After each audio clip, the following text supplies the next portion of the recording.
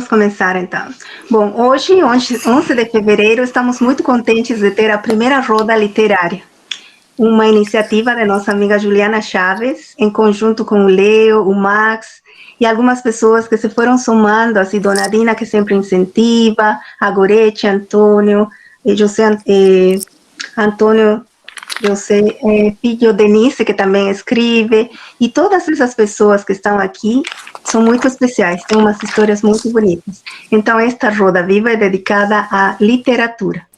Literatura, poesia e música. Bom, eu gostaria de que, por favor, a Ju se apresentasse, né, brevemente, e vamos dar 10 minutinhos a ela para escutar. E agradecemos a participação de todas as pessoas que estão chegando neste momento. É contigo, Ju. Então, que alegria, né? Que grande honra, né? Poder estar aqui conversando com vocês e também uma alegria enorme pela acolhida, né? Da Maria Tereza em relação ao tema. Foi bem num período, né, Maria Tereza, que nós estávamos saindo, assim, para festas de Natal, de Ano Novo, em comemorações em família, e começamos a discutir algumas questões e começamos a pensar o quanto esse campo da literatura, da palavra poética, né, das artes, das expressões criativas, o quanto esse campo ele é potente para as humanidades, né? E aí, com base nessa discussão sobre essa potência que a gente encontra na arte, na literatura, né, na palavra criativa, é que a gente, então, passou a desenhar e a tentar propor essa reunião que ficou belíssima, né? Então, assim, gratidão, Maria Tereza, por essas conexões tão bonitas. Bem, eu vou começar, então, contando um pouco sobre mim, né? Eu adoro contos, então, o que eu tenho para contar, eu vou vincular principalmente a minha história com o tema que a gente está tratando aqui, que é a literatura. Então, eu fui uma criança muito curiosa, e adorei ir para a escola, né? Então eu fui para a escola aos 5 anos de idade e adorei saber que eu estaria num novo ambiente, mas era uma escola pública, né? E nós éramos uma família de baixa escolaridade. Portanto, em casa eu não encontrava muitos livros ou materiais vinculados a esse tema. Eu fui descobrir a literatura na escola, fui descobrir a literatura na educação infantil, depois nos anos iniciais, fui descobrir a literatura por meio de professoras muito apaixonadas, né, por esse campo, e que foram trazendo, então, esses materiais que eram lúdicos, né, e que mexiam muito com a imaginação e nos traziam propostas, enfim, para a gente pensar além daquilo que era vivido, né, daquilo que era aquela experiência naquele momento da infância. E, então, me constituí uma leitora, né, sempre adorei, sempre gostei, e nessa constituição com a leitura, com essas possibilidades, com essa potência que a leitura trouxe, eu nunca deixei de buscar os estudos, de estudar. Então eu fiz primeiro um curso técnico em contabilidade, até para conseguir trazer recursos para a família. Depois de fazer o técnico em contabilidade, eu iniciei um curso de graduação nas áreas exatas, mas acabei trocando para o curso de pedagogia. Então, eu saí da área financeira administrativa, né, numa área que era bastante comercial, para uma área da educação, que abriu aí muitas outras possibilidades de me repensar, né, não só em relação à profissão, mas em relação à vida. Então, eu sou pedagoga de formação, com mestrado em educação, e atualmente 10 anos, tá, gente? Então, estou há 10 anos na educação superior, na Universidade do Vale dos Sinos, aqui na Unicinos. A professora Dina deve conhecer a universidade, né? As relações, né, são muitas aqui na educação superior no Brasil, então a gente, enquanto pesquisas, enfim, se cruza, se conhece as instituições. Aqui na Unicinos, então, que é uma universidade que eu sou muito encantada, eu faço um trabalho com bastante propósito, que é a coordenação pedagógica da educação à distância. E sou mãe, né, de 2 criaturas maravilhosas, do Júnior, que tem 21 anos, e da Laurinha, meu bebê, que fez 17, e também um outro xodó aqui em casa, que é o Rock, que a Maria Tereza conhece bem, que é o meu cachorrinho, adotado há 6 meses, então a gente está agora nessa função aqui, com 1000 histórias envolvendo o Rock também. Essa é um pouco da minha vida, né? E a minha relação com a literatura, a partir do curso de pedagogia, sempre foi ligada à literatura infanto-juvenil. Eu trabalho também com surdez e educação. Sou professora de Libras, Língua Brasileira de Sinais, há mais de 20 anos. Nesse contexto da Libras e da literatura, houve uma aproximação muito grande com a perspectiva da literatura a partir de um viés que é cultural e identitário. Ou seja, olhar para os artefatos literários é olhar para a história, né, de uma comunidade, de uma região, é se sentir ou não representado também por essas histórias e por essas narrativas. Então eu passei a estudar e a discutir, e tenho aí uma lista, eu fiz aqui um levantamento rápido, mas são mais de 7 trabalhos de conclusão, que tiveram como objeto de estudos e de análise materiais literários, então produções literárias. E aí a gente pode olhar para várias questões, né? Primeiro, identificar que a gente precisa, quando fala em literatura, em termos pedagógicos ou educacionais, não colar isso ao código da leitura. Mas pensar que a literatura vai muito além, que ela tem uma capacidade de expandir, né? De conectar, de fazer com que os sujeitos passem a criar e serem também autores das suas próprias histórias. Então eu trabalho nesse viés, que é um viés que não olha para a literatura como uma perspectiva de hora do conto, ou uma literatura pedagogizante que vai trazer para um ensino. Ela é uma literatura que faz o oposto disso, ela é mais subversiva nesse sentido, né? Que vai expandir, que vai trazer potência para que o aluno seja também autor. Outras experiências que eu tive nesses trabalhos são de realmente alunas que olharam também para as questões de gênero nas propostas literárias. Então, até tem um artigo que eu deixei um link aqui de uma revista que a gente publicou, uma aluna de especialização e eu, nós publicamos na Universidade do Porto, lembrei do Carlos, né?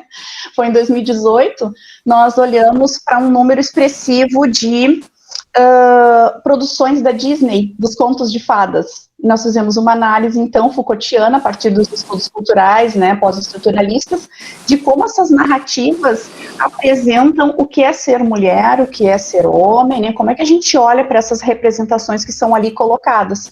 E esses estereótipos, por vezes, aí gerando modelos, né. Então, a Lu, que é da área da psicologia, fez uma discussão, essa aluna fez uma discussão bem importante relacionada a essas representações de gênero que aparecem dentro das obras. E entre outros, né, a gente teve aí também a questão da Fernanda, que olhou para os alunos como autores, né, então o que as crianças estão produzindo, o que elas contam, né, o que elas produzem também de repertório literário a partir das suas produções. Então é por aí que eu venho trabalhando. Eu gostaria, assim, se eu puder deixar, então, também uma outra dica interessante que me desperta muito sempre, esse olhar para a investigação sobre as obras literárias, que é uma fala da nigeriana Chimamanda Adichie, que eu deixei também o link ali, que ela participou de um TED Talk, onde ela vai nos provocar falando do perigo das histórias únicas, né? Que a gente possa sempre ficar atento a essa questão que enreda as histórias. E as histórias no sentido de ampliá-las para uma problematização, ou seja, que a gente possa, quando oferece um repertório literário, ou quando coloca alguém para participar de uma experiência literária, que a liberdade de expressão esteja presente, né? Que a capacidade de entender que aquela obra ela é pontual, ela é de um momento histórico, ela é produzida a partir de um viés, né? Mas que ela pode ser discutida, problematizada, e que nós podemos, então, olhar para outras, e sempre esse repertório ele é infinito, né? Nós temos muitas possibilidades de olhar para as mesmas coisas, para os mesmos tempos, para as mesmas pessoas, então a gente, dessa maneira, olha numa perspectiva mais inclusiva, né? E que respeite mais a diversidade. Eu entendo, então, que a literatura, ela provoca, ela amplia, e ela permite a autoria, né? É por aí que eu venho transitando com esse tema na vida e também profissionalmente, quando eu atuo com ele dentro das minhas experiências acadêmicas, né? Não sei, Maria Teresa, como é que está o meu tempo, mas acho que eu já estou pertinho. Sim, já está pertinho. Vamos então escutar um pouco. Agradeço, Ju, tua participação, que foi fundamental, porque nos abriu um pouco a questão da literatura, esses conceitos, e todas as pesquisas que tu faz, que são muito importantes. Incluso tuas alunas sempre te reconhecem por ser uma das melhores guias e professoras. Então, te parabenizo por isso. Obrigada. Carlos, agora contigo, desde Portugal, nosso amigo que mora, bom, Carlos, te apresenta 5 minutinhos e pode falar sobre tua pesquisa que tu fez hoje. Olá, boa noite. Meu nome é Carlos, vivo em Lisboa, trabalho em turismo e a Maria Teresa convidou-me hoje, é a minha segunda participação na Roda Viva, e convidou-me para falar um pouco de alguns dos escritores clássicos portugueses. E do tempo que tenho, eu escolhi 2. O primeiro, Luís de Camões, não sei se, acho que todos conhecem, que nasceu provavelmente em 1524 e provavelmente morreu em 1580. Foi um poeta, foi um soldado, e a sua grande obra, o seu magnus opus, foi Os Lusíadas. Pouco se sabe sobre a sua vida. Aparentemente nasceu em Lisboa, talvez de uma família da pequena nobreza.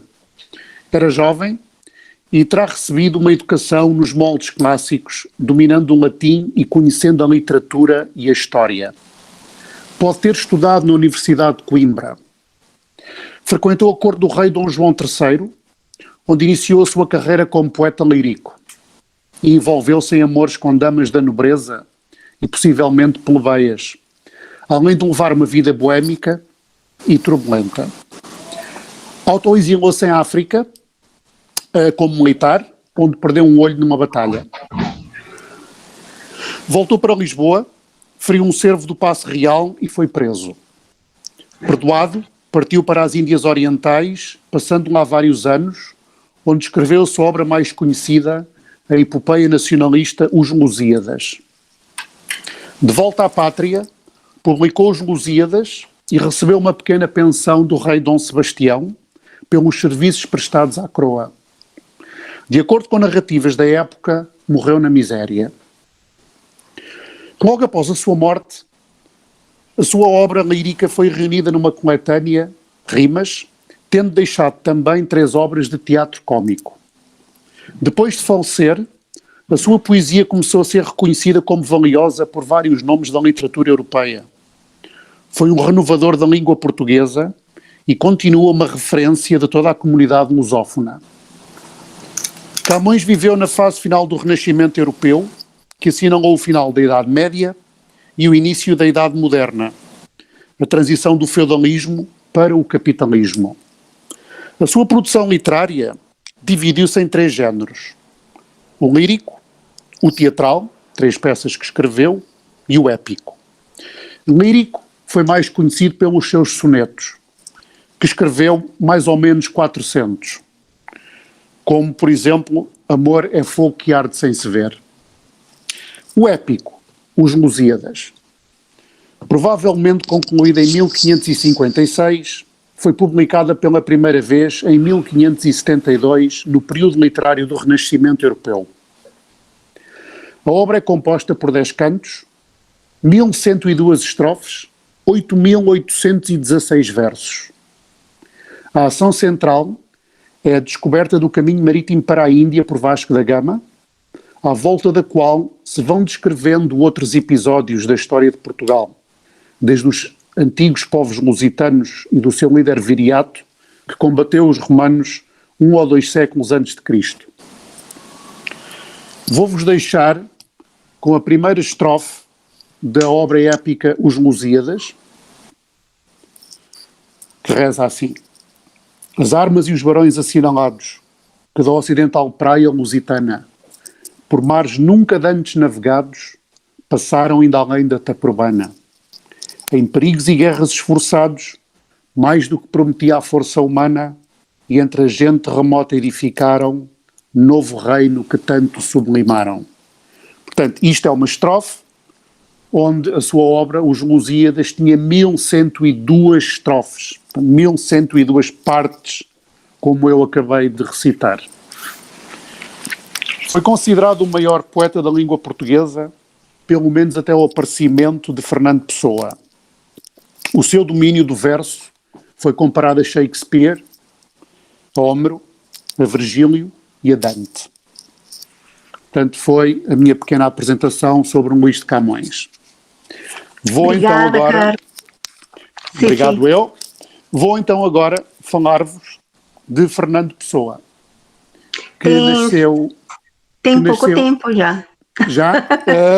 Pronto.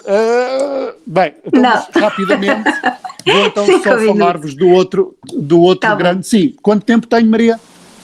2 minutos. 2. Vou-vos então falar rapidamente de Fernando Pessoa, nascido em 1888, que morreu em 1935. Foi um poeta, filósofo, dramaturgo, ensaísta, tradutor, publicitário, astrólogo, inventor, empresário, correspondente comercial, crítico literário e comentarista político português. Foi o mais universal dos poetas portugueses. E vou então cortar rapidamente,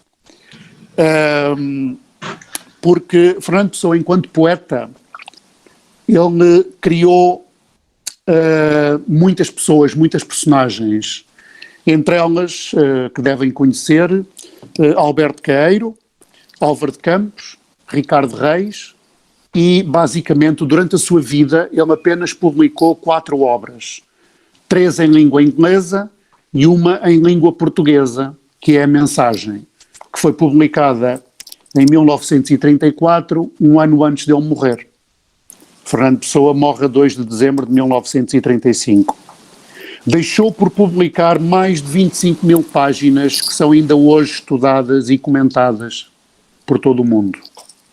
Ainda tem mais um bocadinho?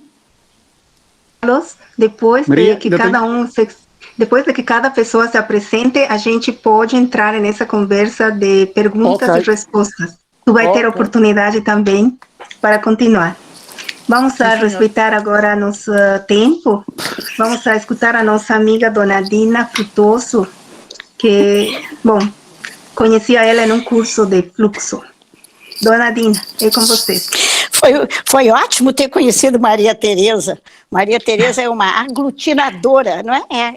Isso que a nossa primeira companheira falou, muito bom. Eu também vou ser breve, porque eu só tenho 10 minutos e eu sei que eu sou muito faladeira. Sim.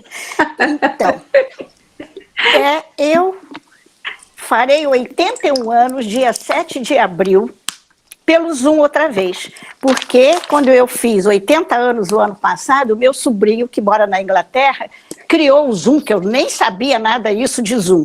E eu quero pedir desculpas a vocês, porque eu estou aprendendo agora a usar melhor a aparelhagem. Mas a literatura, eu brinquei que é o meu lado B, porque eu entrei aos 11 anos de idade para uma escola que se chama Instituto de Educação, no Rio de Janeiro. Aos 18 anos eu era professora primária.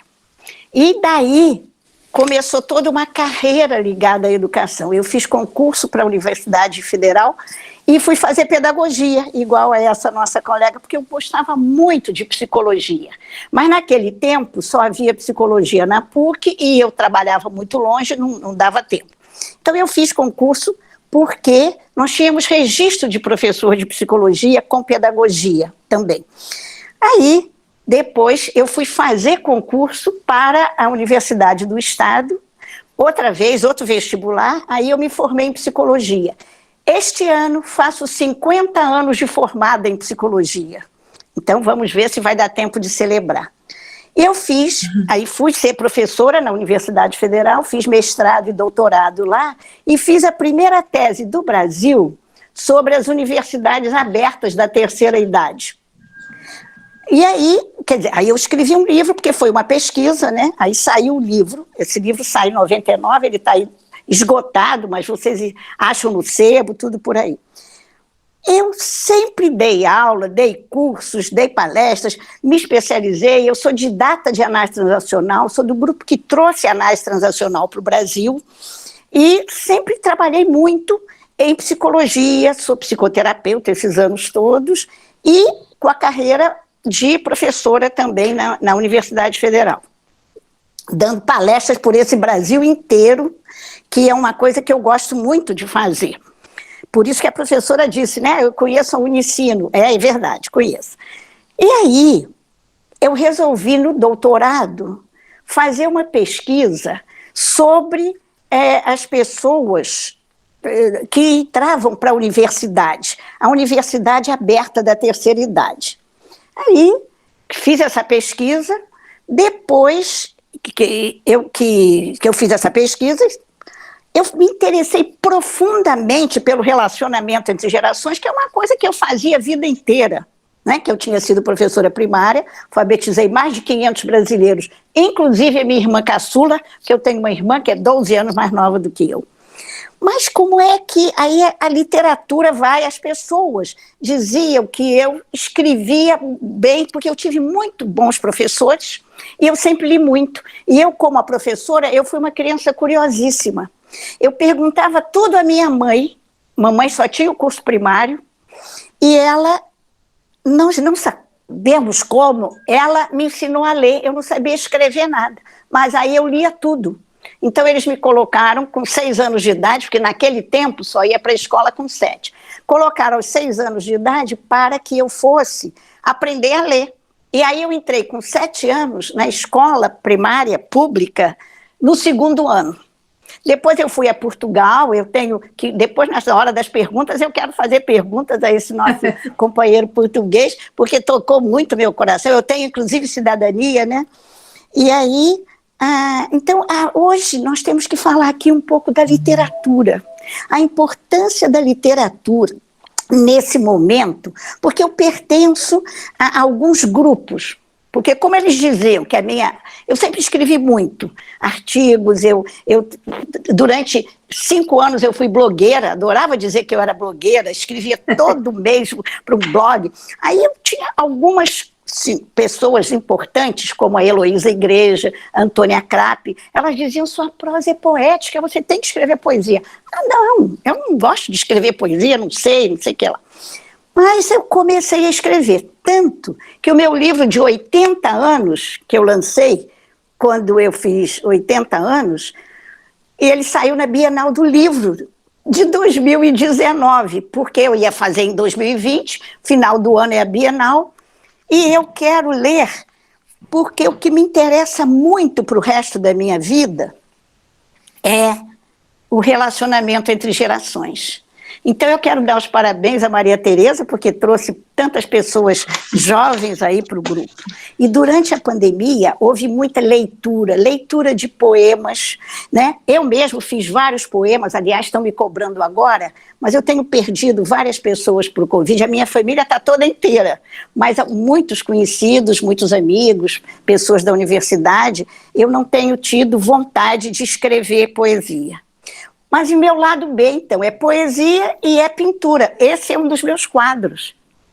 Aqui está outro quadro que eles fotografaram para colocar na capa do livro. Foi uma homenagem aos meus 80 anos. Então, nós incentivamos muito as pessoas que escrevessem. Eu também ganhei um cordel em homenagem aos meus 80 anos, que eu valorizo muito a literatura de cordel. E eu tenho um trabalho voluntário que se chama PEBAT, Projeto Escola Barra da Tijuca, desde 96, quando eu defendi a minha tese de doutorado. Então, e as crianças fazem, escrevem, é muito bom esse relacionamento. Eu quero ler só um pedacinho. Relacionamento entre gerações. Caminho longo do envelhecimento ativo. Não se trata de fazer só exercícios, não. É preciso mais para continuar vivo. Aposentadoria, saúde, vida afetiva, lazer. Caminho longo do envelhecimento ativo. Jovens evitam o tema. Dizem eles, idoso lembra a morte. Dizem muitos na loucura do tempo corrido. Falácia a povoar as relações humanas. Então é muito interessante esse trabalho com as diversas gerações e eu não sei quantos minutos eu tenho ainda, mas... 2 minutos.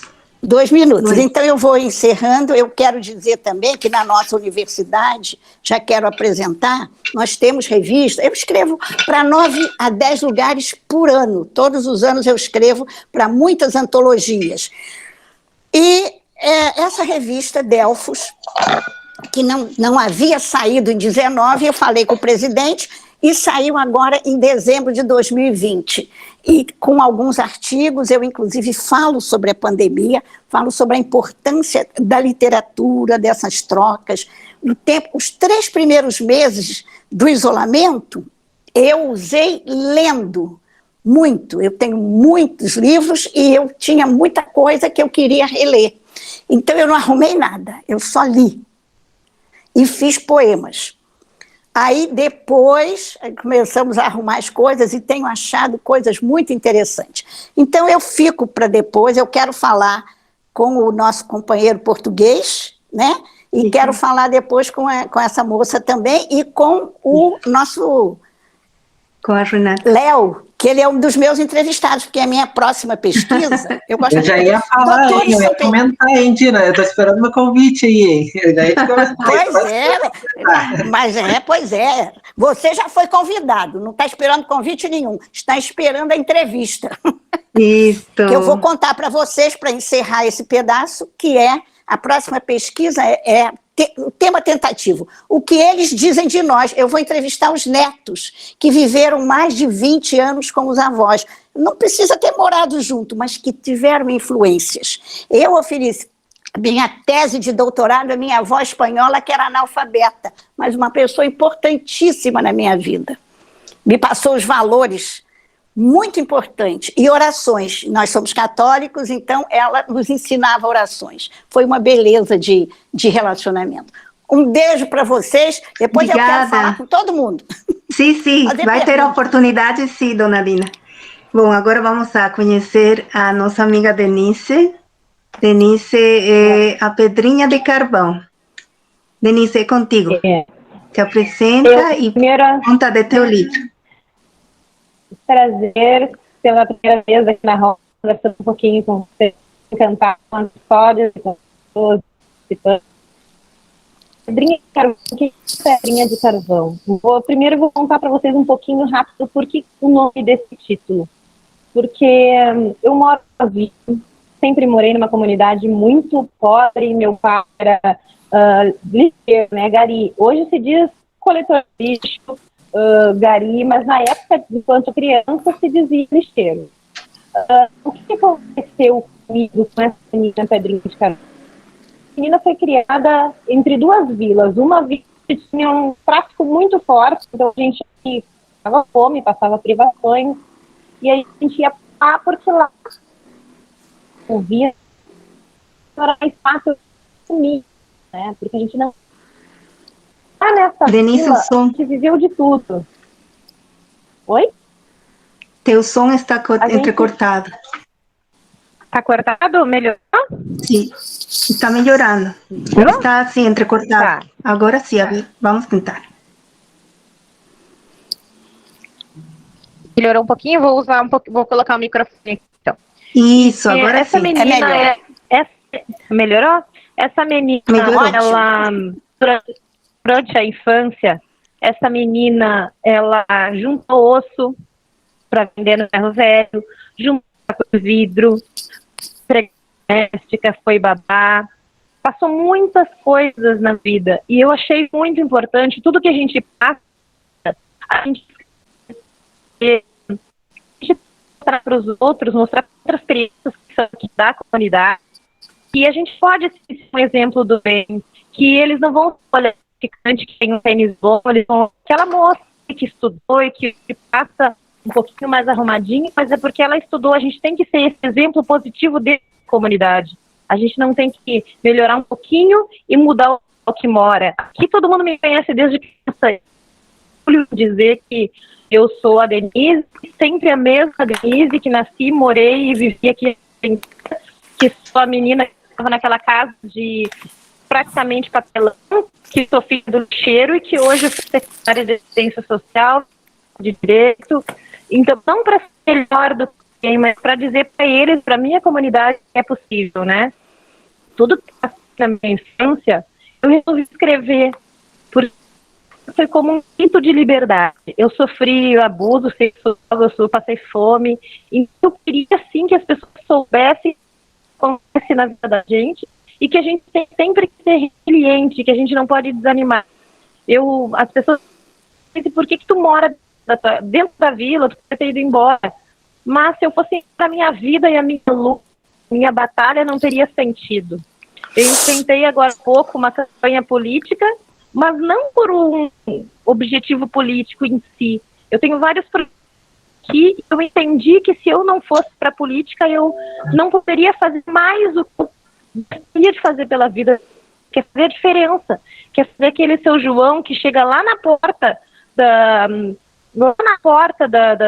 da comunidade, lá na frente, procurando a cesta básica, que alguém vai alcançar essa cesta básica dele, independente de bandeira política, que alguém vai estar ali para socorrer. E mesmo ninguém jamais sabe onde saiu isso, eu sei que eu indiretamente fiz parte daquilo que ajudou a vida daquele cidadão. Então, eu resolvi enfrentar isso, mas através do meu livro, eu resolvi dar voz a todas aquelas meninas que sofreram tudo que eu sofri, que passaram tudo o que passei, que não puderam falar. Eu falo. Essa semana eu recebi uma crítica, não sei se foi uma crítica, mas foi um comentário da minha irmã dizendo que meu livro é um livro pesado. Eu acho que ele ficou um pouco assim, assustador, porque as pessoas falam por meias palavras, as pessoas querem saber só do lúdico. Quando a gente tem que enfrentar situações, às vezes, a vida real é dura demais para ler ela ali num livro. E quando eu digo assim, pedrinha de carvão, o que a vida viu de mim, é porque o meu avô me chamava pedrinha de carvão. E eu chorava. Eu dizia, avô, como assim pedrinha de carvão é preta? Eu não quero ser pedrinha de carvão. E aí ele disse para mim assim, não, para mim tu é uma pedra de carvão, porque tu é pretinha, tu é sensível, tu é marcante, tu pega fogo.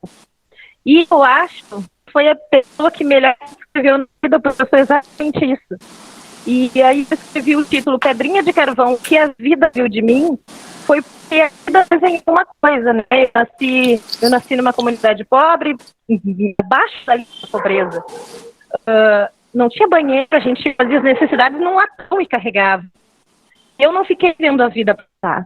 Eu fui batalhar, eu fui querer algo diferente do que a vida estava me oferecendo. Então foi a vida que me viu, não fui eu que vi a vida. E eu precisava gritar isso para o mundo e eternizar.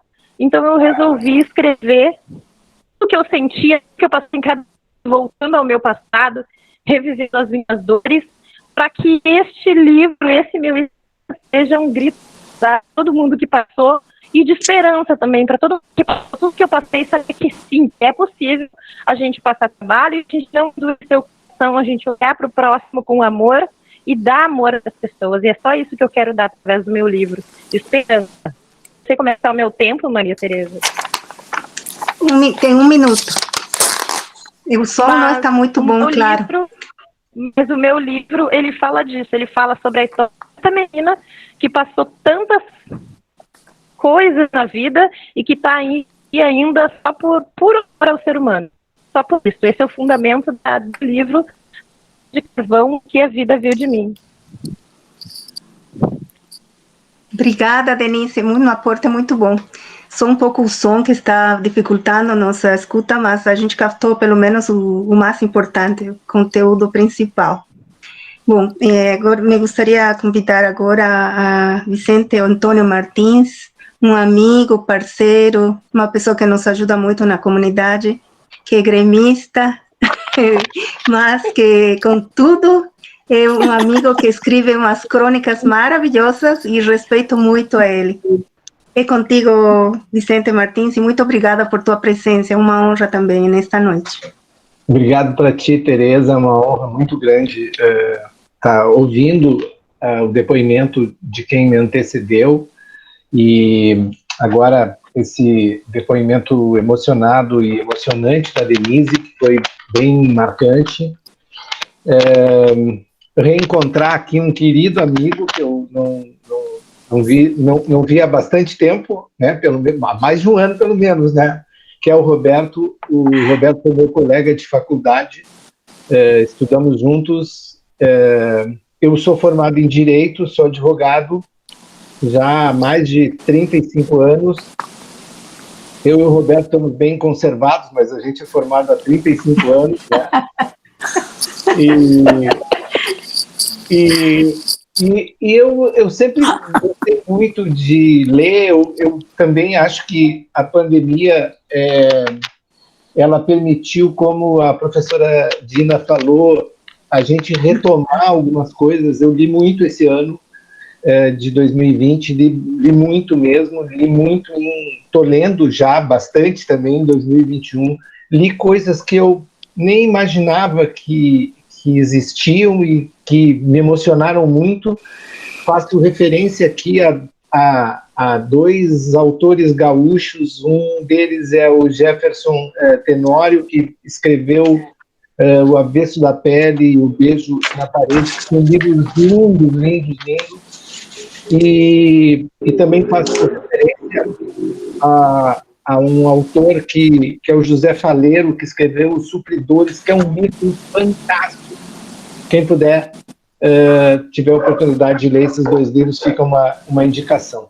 E eu fiz um giro nesse ano de 2020, que foi o seguinte: eu tinha escrito e participei de algumas oficinas literárias aqui, mas como do ponto de vista de prazer mesmo, de tentar entender um pouco o processo de escrita, não tinha nunca nenhuma pretensão de publicar qualquer coisa que eu escrevesse, mas gosto de escrever e gosto de escrever crônicas, gosto de enxergar fotografias na rua, em cenários de coisas que a gente está andando e criar em cima disso. Algumas vezes fazendo quase um relato real de uma situação que eu vivenciei, eu vi, às vezes reproduzindo uma situação que me contaram e às vezes viajando na crônica mesmo, né? Pegando uma fotografia e a partir de uma fotografia, assim, de uma cena que a gente enxerga, tentar descrever aquela pessoa que a gente enxergou, né? Então, é o que eu costumo fazer. E eu escrevi uma situação que eu vivenciei quando criança e que tinha tudo a ver com uma experiência de criança e tinha tudo a ver também com uma experiência de criança que viveu na rua, que jogava futebol na rua, numa época que se jogava futebol na rua, nas calçadas, né? E eu escrevi um livro eu escrevi uma crônica que o professor que fazia oficina literária comigo, que é o Luiz Augusto Fischer, quem é de Porto Alegre conhece ele, o Fischer disse assim para mim: Vicente, isso dava um livro infantil, ou infanto-juvenil. Aquilo ficou numa gaveta, não pensei nisso, e aí quando estava no meio da pandemia, lá por junho, eu tirei aquela crônica da gaveta, procurei uma editora, essa editora me apresentou um ilustrador, e a gente acabou fazendo o livro, que é esse livro aqui, O Muro da Casa Amarela, né? O Muro da Casa Amarela essa casa que está aparecendo aqui é a casa que eu me criei, é a casa do meu pai, e é uma casa que ainda existe, e essa crônica ela sai porque o meu pai faleceu no ano de 2020, com 99 anos, e aí eu tive que voltar à casa e entrar dentro da casa e vivenciar a casa toda de novo. E acabei me lembrando dessa história que eu tinha escrito. A história, ela descreve que na casa, do lado da casa do meu pai, os meninos ficavam encostados no muro ou em cima do muro, falando sobre a vida, que é o que as crianças fazem quando se encontram, né? Elas filosofam sobre a vida, com o olhar delas, né? E essa filosofia deles, das crianças, elas contavam uma história, que é uma história muito marcante, aqui, para mim, foi muito marcante, que era uma lenda de um goleiro de um time de futebol, um goleiro do Grêmio, que teria morrido jogando no estádio, né? Isso teria acontecido por volta de 1935, né?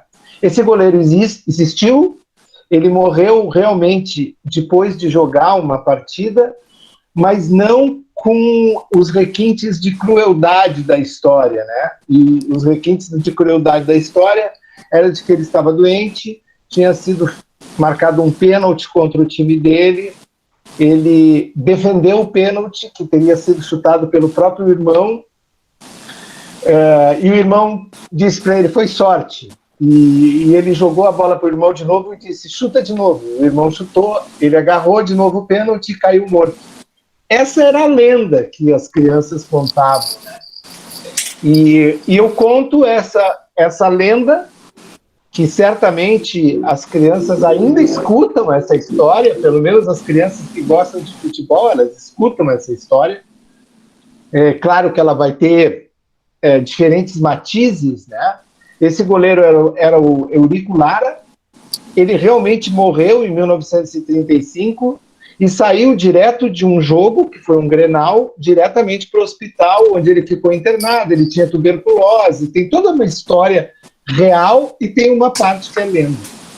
E eu conto isso porque ainda hoje, e era isso que acabava a história, ainda hoje, quando eu falo dessa história, quando eu conto essa história, eu conto essa lembrança de criança, eu me vejo passeando com ele, caminhando com ele, e eu me vejo sentado no muro, escutando os mais velhos falando sobre isso, e eu viajando naquela história dos mais velhos, que eu acho que é quando as crianças se movimentam, elas escutam histórias, elas imaginam histórias, elas formam histórias verdadeiras em reais ou irreais em verdadeiras.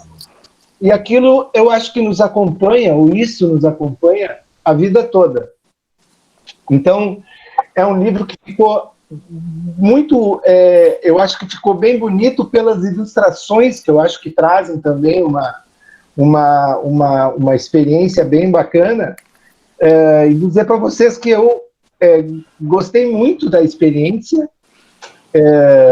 Vou tentar escrever alguma coisa para de novo fazer uma experiência desse tipo, porque acho que a literatura, ela permite isso. Ela permite que a gente viaje para frente, para trás e para os lados, né? E permite que quem está lendo viaje também. E quem às vezes está escutando quem está lendo também viaja. Então, acho que isso que é uma experiência bacana e revolucionária. Acho que alguém usou essa expressão aqui de ser, não revolucionário, era nesse sentido, né, de transpor limites e viajar. Obrigado de novo, Tereza, e fico aqui ouvindo vocês. Eu que agradeço, Antônio Vicente. Tanto que me lembro que quando venia no centro social, eu dizia, Antônio, quando tu vai escrever um livro para as crianças? Eu provoquei a ele e deu o resultado. Parabéns. Muita gente vai querer saber e as crianças já estão lendo o teu livro. E algumas chegaram até Santa Catarina de presente. Vamos levando por tudo quanto é canto. Muito obrigada. Só terminando, sabe que eu moro num condomínio de casas, assim, que é bem grande e tal. E tinham dois trabalhadores aqui do condomínio que eram analfabetos e que, durante a pandemia, a gente contratou uma professora que está alfabetizando eles. E quando chegou no final do ano, eles começaram a trabalhar e ler o meu livro como aspecto de trabalho, que para mim também é um prazer enorme. Parabéns. Muito bem. Viu que a provocação vale a pena. Bom, agora quero escutar a uma amiga, que é Renata Pereira, filha de dois amigos que são muito queridos, especialmente Antônio e Goretti. São pessoas que nos ajudaram sempre, pessoas que fizemos um movimento pela paz, DCPT Araju, tem uma origem muito especial, de muita luz, uma família muito iluminada. E a nossa amiga Renata é muito jovem, e eu gostaria de escutar um pouquinho o que a Renata tem para oferecer hoje para nós, que é a Roda Viva Literária. Ok, eu falo um pouco sobre mim também, ou eu venho para ler o poema? Isso, fala quem é tu, como começou a escrever teu livro. Até tem um vídeo muito lindo que depois vou passar para vocês. E, bom, é contigo, tens 10 minutos. Legal, obrigada, Maria Tereza. Eu sou a Renata, tenho 21 anos, sou aqui de Porto Alegre. Obrigada pela oportunidade de estar aqui conversando com vocês, me conectando com vocês. E eu acho que toda vez que vou começar a falar sobre mim, eu começaria que nem a Juliana falou antes, falando como eu sou uma pessoa muito curiosa. Eu acho que a palavra serve para falar um pouco sobre isso. E eu sempre fui apaixonada por lemas. Tá, agora eu me perdi um pouco. Não, tranquilo, respira bem tranquilo. De boa. Respira. Eu sempre fui apaixonada por ler, desde sempre. Mas não foi há tanto tempo atrás que eu comecei a escrever. Eu comecei a escrever mais enquanto eu estava no meu intercâmbio, que eu fui fazer intercâmbio na faculdade, que eu fui morar na Suécia um tempo. E lá eu comecei a escrever poesia. E foi como se fosse, tipo, meio que uma porta que se abriu e outras começaram a entrar e tomar conta de mim. E eu fiz escolha. Eu não tenho escolha, elas vêm, quer eu queira ou não, eu preciso disso para viver. E ter encontrado a poesia dessa forma foi um processo de cura, um processo de transformação para mim. E escrever, justamente, que estava todo mundo falando sobre literatura, sobre escrever, acaba sendo tanto essa forma de se conhecer e de conhecer o mundo, explorando as geografias internas e externas, explorando os estímulos despercebidos, criando mais atenção para os detalhes que passam pelos nossos dias e que estão cheios de sentidos e histórias que a gente pode não perceber às vezes. E foi meio que um processo, acho que alguém estava falando sobre isso também, acho que foi a Juliana no início, hein? Sobre o processo de se tornar autor da própria vida e escrever. Qualquer forma de escrita, tu acaba nesse de contador de histórias, você percebe que tu é narrador, protagonista, e é uma forma de assumir esse papel de criar a vida que tu gostaria de ver, porque eu sou obcecada por fantasia, assim, livros e filmes de fantasia, e costumava olhar, tipo, meu Deus, eu pensava, tipo, o Frodo, o bolseiro, tá lá vivendo essas aventuras incríveis, eu tô aqui vendo TV, sabe? E todo esse processo de escrita, de se descobrir autora dos meus próprios dias, do meu próprio livro, também foi uma forma de aprender a criar essa aventura mágica que eu tanto sonhava em viver. Mas eu acho que eu sou melhor em escrever do que falar. Eu acho que eu vou deixar para ler o poema para vocês. Posso ler um ou dois? Fique à vontade. Deixa eu pegar um aqui, então. Eu tenho... vocês estavam falando das coisas que a gente já fez. Eu tenho um livro de poesia publicado. Eu vou publicar um logo mais. Acho que agora, no início de março. E tô terminando de editar o meu primeiro romance também. E tem outros projetos. Eu tenho 1 bilhão de projetos que eu tô trabalhando no momento. Mas esse teu livro já vai ter digital? Qual? Esse teu livro vai ter digital que vai ser publicado? Sim. E o meu livro que já tá publicado pode enviar o link para Maria Tereza quando for publicado pra gente mandar pro pessoal? Claro, com certeza. E se alguém quiser conferir os meus poemas, eu tenho um Instagram que eu compartilho coisas várias vezes por semana. Eu vou ler daqui até. Então vou ler para vocês. É impossível ir de verdade se deixamos um pouco da gente em todas as pessoas que conhecemos. Nos eternizamos em instantes, plantando sementes em almas alheias. E essa teia que vem desde o início e vai até o final é o ponto onde os tempos se encontram e as histórias permanecem vivas enquanto ainda houver alguém para lembrar. Isso é um poema que eu escrevi esses dias. Muito bem. Eu fiz uma fala mais curtinha, eu vou ler mais um, então. E daí eu passo para outra pessoa falar. Isso. Vai com ele, vou com esse que eu escrevi ontem, então. Na vida, eu quero cultivar o leve, encontrando impulso para voar em qualquer coisa que cruzar o meu caminho. Quero que meus pés sejam alavanca para os céus, que me esperam com dias ensolarados e noites estreladas. Quero criar asas e viver entre o celeste e o terreno, existindo como o vento, livre, que quando viu, já se foi. Mas é isso. Obrigada, Muito gente, bem. pela oportunidade de falar, de estar aqui com vocês. Obrigada Renata. a todos vocês que falaram antes. Linda. Antônio, a Denise, a Juliana, a Dina, adorei escutar todos vocês. Eu não sei se eu escutei alguém. Ai, tem o português que eu não prestei atenção no nome, mas que eu estava ouvindo com cuidado também. E obrigada, gente. É uma honra estar aqui com vocês. Parabéns, Renata. O pessoal, queria até complementar agora que a Renata falou. Quem tiver os links do livro de vocês e quiser compartilhar, manda depois para Maria Tereza no pessoal, porque quando a gente postar o vídeo lá no YouTube, eu boto na descrição o nome do livro e o autor, daí eu faço você mandar esse detalhezinho, e o link é onde as pessoas podem conseguir, tá? Daí vai ficar registrado lá no YouTube. Quem for olhar a Roda Viva vai achar o livro de vocês lá na descrição, tudo organizado, tá bom? Ok, obrigada. Obrigada, Renata. E obrigada, Leo, sempre por dar essas dicas preciosas para nosso grupo. Bom, agora vamos escutar um pouquinho de música, de bem longe, assim. E depois dessa música, aí a gente se pergunta, se fala, se pergunta Dona Dina o português, Carlos, e aí vamos rodar um pouco a roda.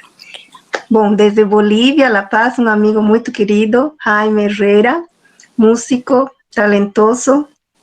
E contigo, Jaime. Esa música es dedicada para ustedes. Muchas gracias. Disculpen por el tema del idioma. Les voy a hablar en español y si hay alguna necesidad de traducción, por favor, Teresa, si me puedes ayudar. Sí, tranquilo. Me siento privilegiado de estar aquí con ustedes como invitado, ¿no? Y les presento una sorpresa. Estoy con mi cuñado, mi compañero de aventuras musicales. Su nombre es Denis y él me va a acompañar con el bajo. Ahora vamos a hacer un tema. Yo soy intérprete de música, no tengo desarrollado el tema de la composición, pero sí soy intérprete y voy a dedicarles a todo el grupo unas canciones de autores latinoamericanos. Vamos a empezar con un temita de Carlos Suárez. El tema titula Hoy la vi.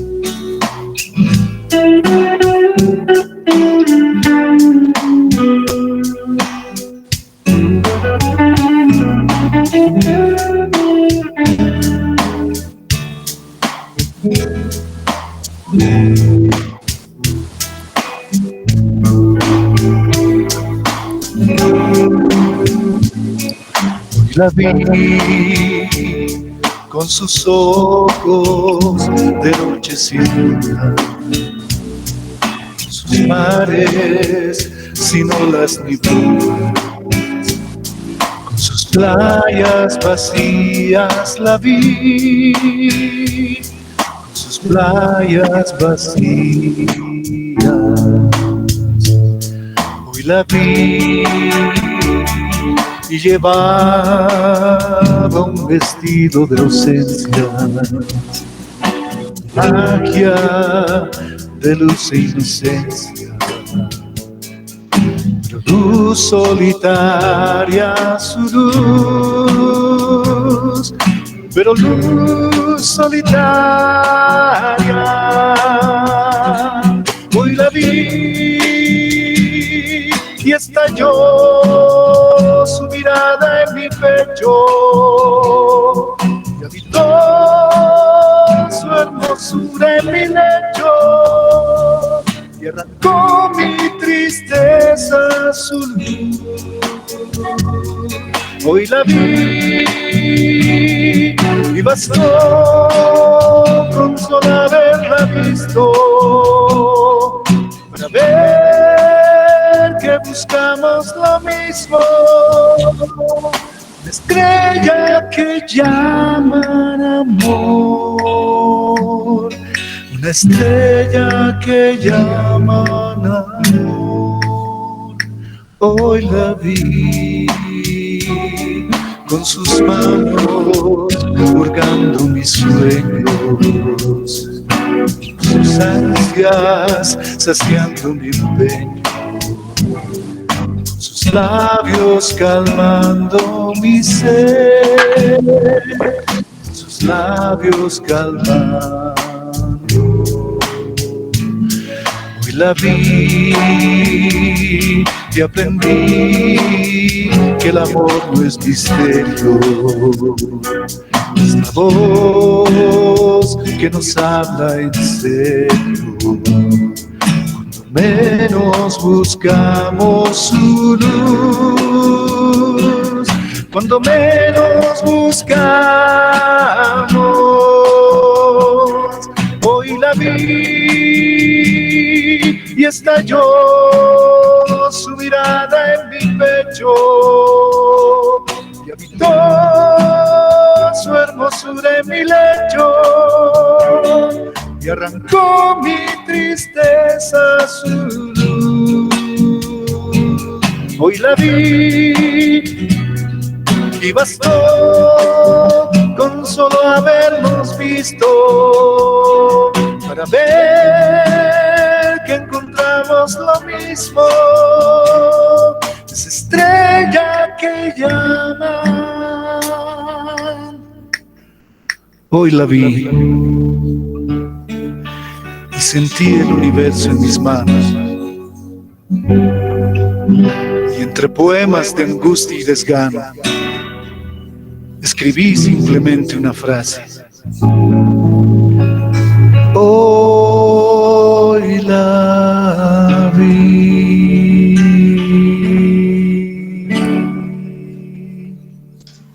Obrigada, Jaime. Muito linda. Gracias. Bom, amigo. Si me permite hacer quisiera hacer un tema más. Este es un tema ya del acervo internacional de los Beatles, Something. Seguro lo conocen ustedes.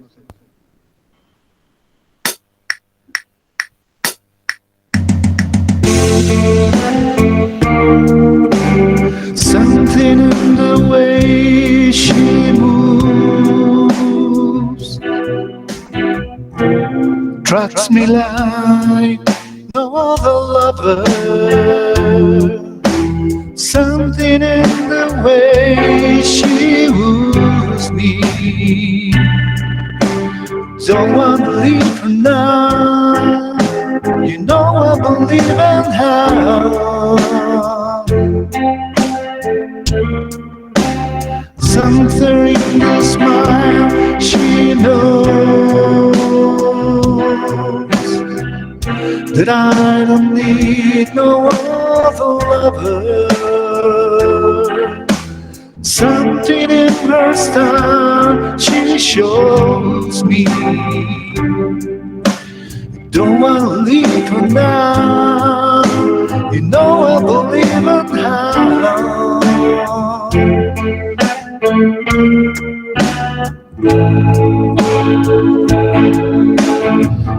You're asking me, my love will grow.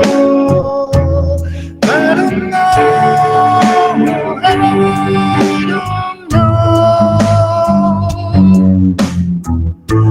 You stick around, I hit my show. I don't know, I don't know.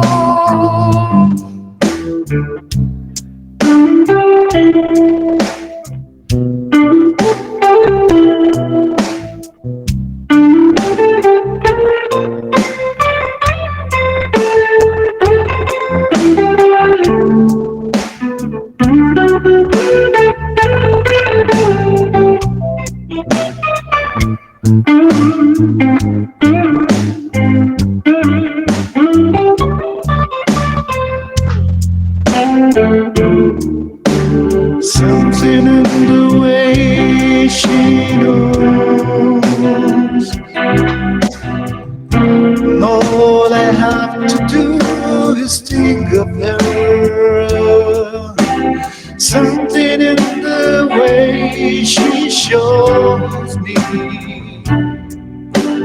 Don't want to leave her now. You know I believe her now.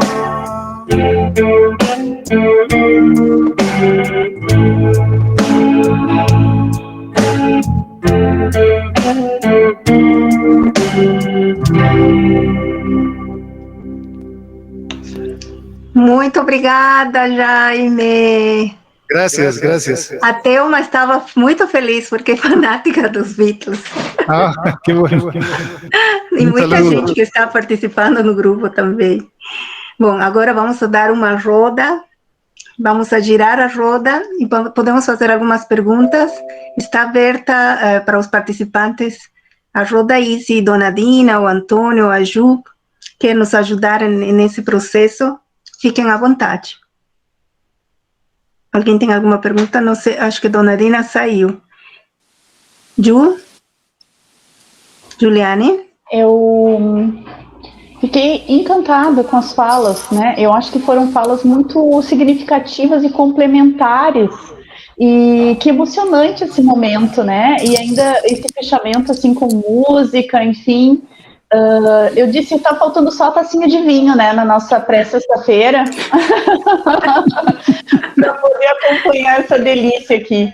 E a Renata, que descoberta, Renata, que legal. Acho bem importante isso da gente poder te seguir, sim, né, no Instagram, para olhar as tuas produções tão lindas e significativas. E o Carlos, né, antes eu estava trocando algumas ideias já, porque Portugal nos inspira muito no âmbito da literatura, né, Carlos? Assim, temos o Fernando Pessoa, o Saramago, que eu adoro também. Então, que coisa boa. O Antônio falou do Fischer, e eu fui orientada pelo irmão do Fischer, que foi o professor Newton Bueno Fischer, o meu orientador de mestrado, né? E foi bem difícil, assim, a perda do Newton tão jovem. Tenho livros aqui em casa que nós compramos na feirinha ecológica em Porto Alegre, Antônio, caminhando e tomando aquele cafezinho gostoso em frente à feira. Muitos livros aqui dos meus acervos são desses passeios com o professor Newton Fischer, então, muitas memórias bonitas. E a Denise, que história forte, né, Denise, e que coisa boa que tu tá trazendo isso como, não apenas como uma escrita, né, mas pela tua narrativa, que é tão convidativa, né, é impressionante como tu nos faz o convite. Eu lembrei muito, Denise, com a tua fala, dessa nova coleção da Plain, que eu tô... É uma ONG que eu comecei a seguir e que eu já adquiri várias coleções das princesas, que são, na verdade, a Revolução das Princesas. E nessa coleção da Plain, que é uma organização internacional, mas que tem sede também no Brasil, é recontar esses contos das princesas a partir de um viés contemporâneo, né, que vai mudando a posição dessas personagens, né, e vai mostrando questões que são bem importantes para a gente sacudir mesmo, assim, né. E eu acho que a Denise fez isso, assim, ela deu uma sacudida em todo mundo, né, e isso é muito bom. Então, olha, eu estou muito encantada, assim, com essa nossa roda, e eu acho que superou as expectativas, né, Maria Tereza? Muito com legal. Certeza. Esperamos que seja a primeira de muitas. Prazer falar contigo, Juliana. Mas tu Legal, sabe, Ana, que eu escrevi um texto um dia no Facebook eu tenho 3 meninas adotivas, né? Porque eu adotei meninas já mais velhas, são 3 irmãs, são as minhas filhas de coração, eu tenho mais 2 meninos, mas eu escrevi um texto no Facebook que falava exatamente isso, sobre essa questão da princesa, né?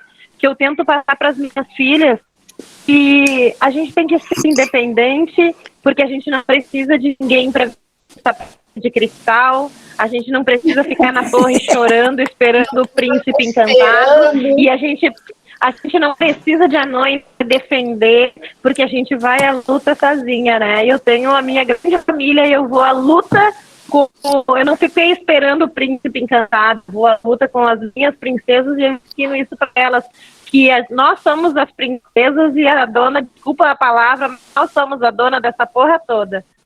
Isso aí. Muito bem, Denise. A Denise...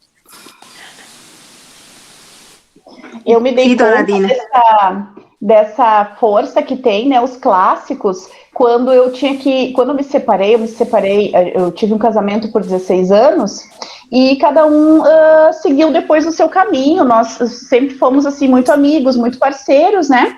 Só que eu tinha aquele hábito de contar histórias para minha filha mais nova, para ela dormir. E quando chegava na hora ali do foram felizes para sempre, eu inventava um novo final, né? Então, assim, ó, eles foram felizes até um momento da vida, e depois cada um foi seguir o seu caminho e continuar felizes, né? Mas a partir de novas escolhas que fizeram.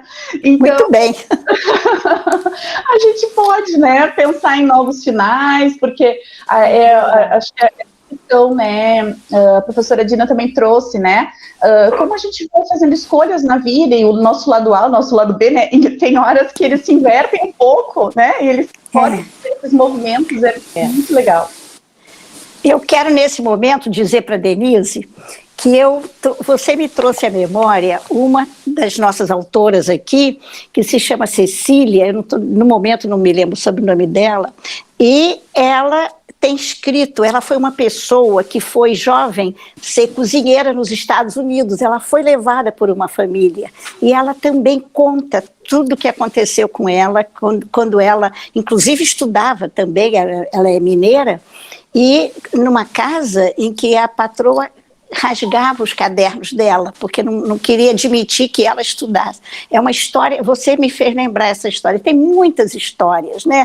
A gente acompanha, eu disse a vocês, nessa escola em que eu faço esse projeto voluntário desde 96, são 1.000 crianças de condição socioeconômica muito baixa, eles vêm de 10 favelas diferentes, comunidades, né, como a gente fala agora. Então, são muitas histórias. E o meu desafio, que eu quero levar para vocês também esse ano, de 21, é o síndrome alcoólica fetal, porque nós temos muitas crianças, por causa da inclusão, nós temos muitas crianças oriundas e que tiveram esse problema. Então, eu já descobri que nascem mais de 30.000 crianças com esse problema, que é um problema que leva muito ao cognitivo, tem várias etapas. Então, a criança bebe o que a mãe bebe.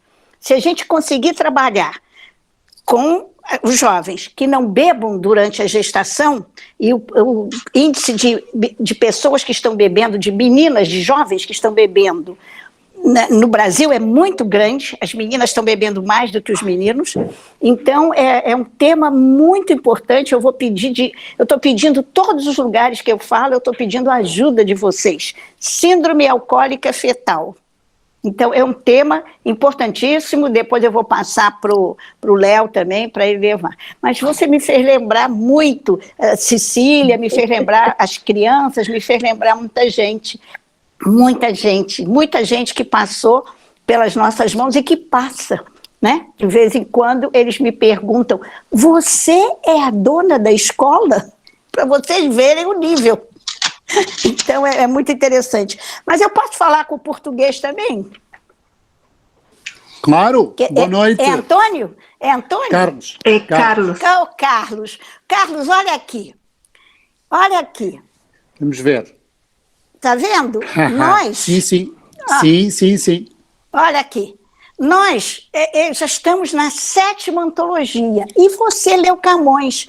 Eu não vou ler o poema, eu vou passar depois, o Léo vai colocar.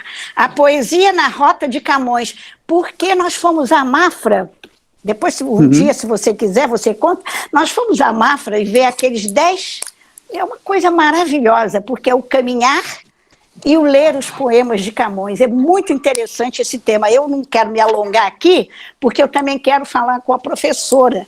E todo ano nós vamos... o tema é Encontro de Poetas da Língua Portuguesa. Nós lançamos no Brasil a antologia, em Lisboa, em setembro. Não fomos o ano passado, vamos ver se vamos este ano. Você já é nosso convidado. Cá espero. Um país da África, e depois eles vão. Eu não tenho ido, eu já conheço muitos países da África, como Maria Tereza disse, eu sempre viajei muito, é uma das coisas que eu gosto muito de fazer. E aí, mas quando você falou o poema de Camões, eu estava com um livro aqui em cima da mesa, porque eu ia falar dessa antologia. É uma antologia que nos dá muita satisfação. Eu agradeço a Marisa Sorriso, que é a nossa organizadora aqui no Brasil.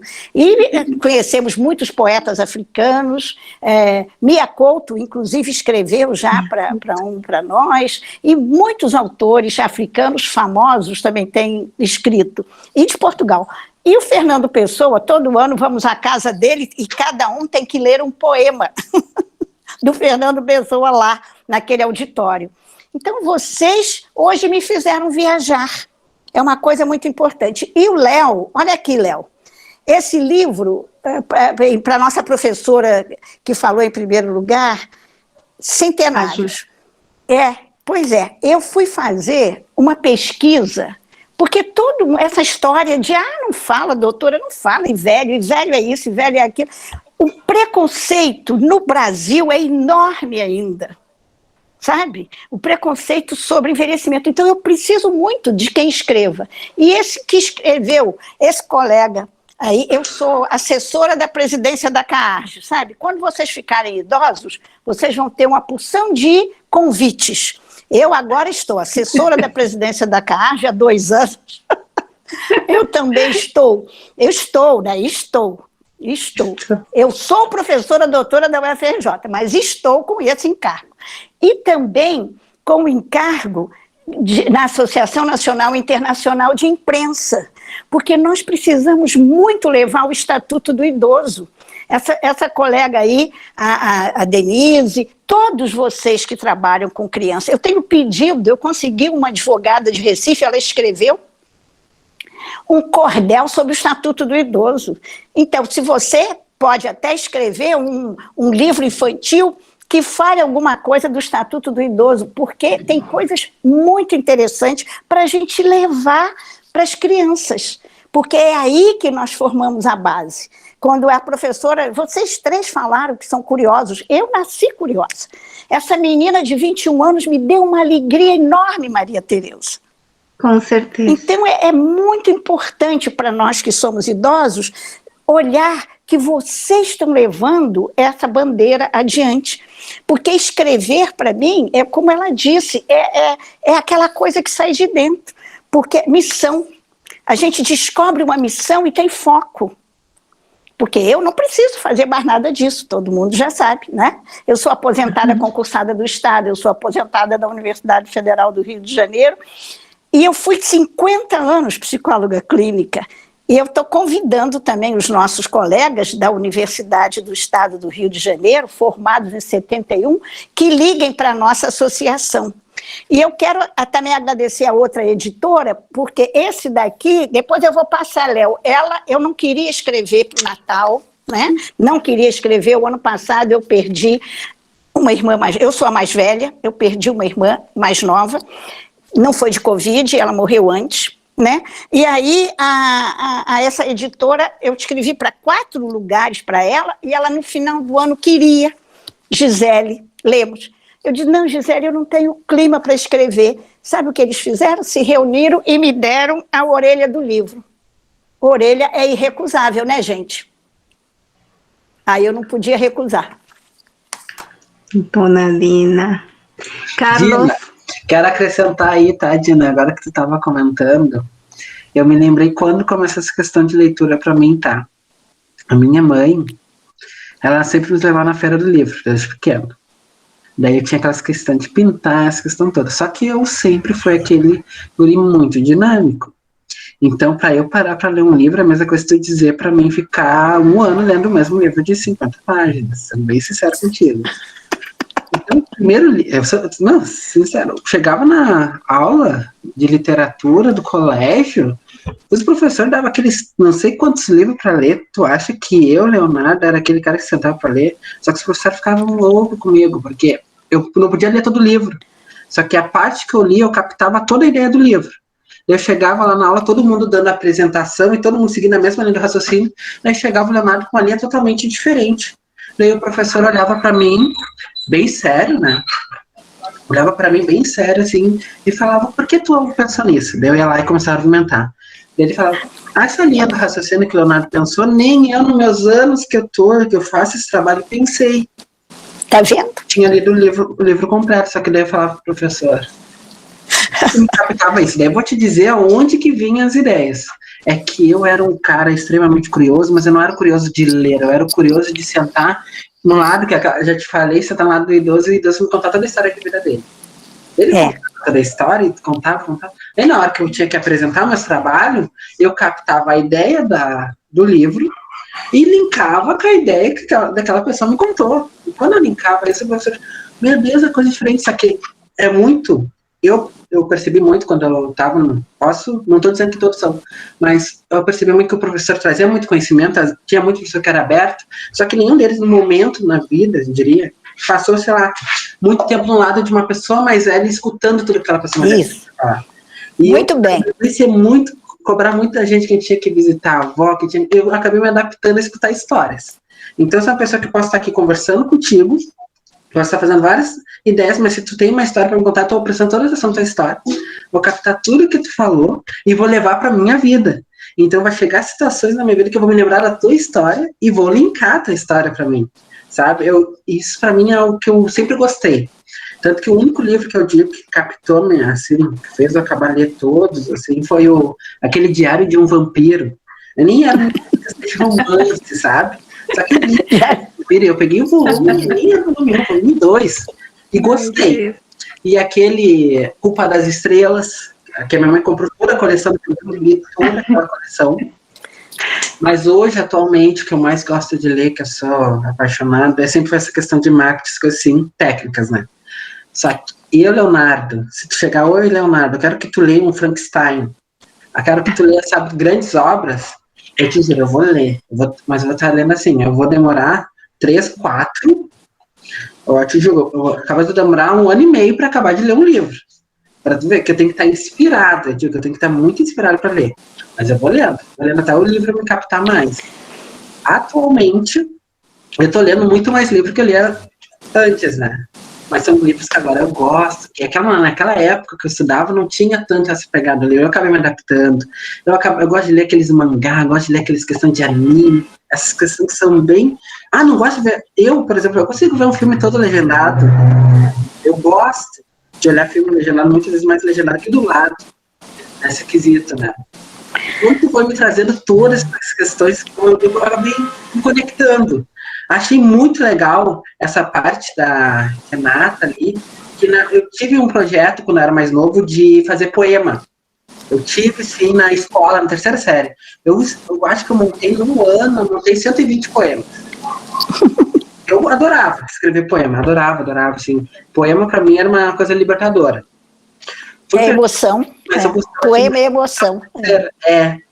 Eu cheguei ao ponto disso, e por ser muito curioso, quando eu quero ler muito alguma coisa, mesmo que aquela coisa seja em inglês, que às vezes aqui, vou dar um exemplo pra vocês, mangá é umas 20 páginas em inglês, tá? Às vezes, que aqui não lançou aqui no Brasil. Eu sou tão curioso que eu pego todo aquele mangá, eu tiro print de cada página e vou no Google Tradutor, boto naquela página. Quebra o seu galho, tá? Lendo tudo e vou linkando, às vezes eu vejo, não combina tanto, então daí eu vou lá pensar na tradução, para tu ver o meu nível de curiosidade, quando a coisa me deixa tão animado, tão curioso, aquela ansiedade, não importa a barreira que bote na minha frente, eu vou lá e pego e traduzo aquilo tudo para ler. E quando vocês começaram a trazer todo esse conhecimento, fiquei impressionada com a história de vida da Denise, e Denise, eu sou uma pessoa assim, que o que me capta mais se tu for hoje, Léo, que filme que tu gosta de ver? Não importa o que for, é aqueles baseados em fatos reais. Então, história de vida, pra mim, é o que eu mais amo. História de vida. História de vida. E baseado em fatos reais. Se tu me botar, tu olha uma história de vida de 4, 5 horas, eu vou passar as 4, 5 horas olhando, escutando, e eu fico, mas o Max me conhece, ele já viu várias vezes, eu ficando 3 horas e do nada eu apareço lá pra ele, dizendo, olha assim, tem até livro, mas olha esse filme que foi de história de vida da pessoa, e eu vou pesquisando.